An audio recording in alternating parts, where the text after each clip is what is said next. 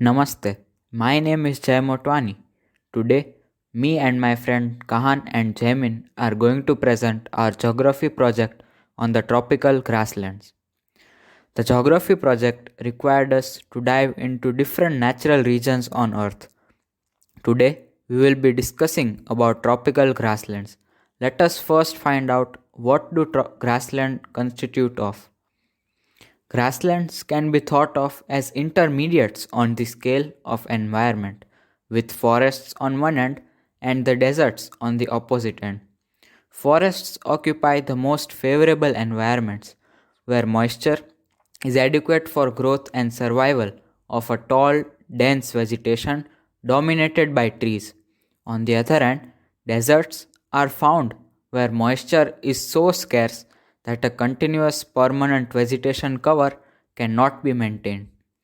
Grasslands lie between these two extremes. Grasslands are vast open areas covered by grass and are classified into two types: tropical grasslands and temperate grasslands. Tropical grasslands are located near the equator between the Tropic of Cancer and the Tropic of Capricorn. These grasslands are found in Australia, Africa, and South America. How are grasslands born in the first place? Let's see the factors affecting its formation. The first factor affecting the formation of tropical grasslands is fire. In areas where fire occurs more or less annually, the vegetation is dominated by grasses as they are more adapted to survive wildfire than trees. The second feature is soil fertility. Edaphic grasslands is a type of grassland that develops on soils too poor in nutrients to allow woody plants to grow. Due to the inability of the soil to support trees, grass is the most dominant form of vegetation found in this region. Thus, soil fertility is a very important factor affecting the tropical grasslands.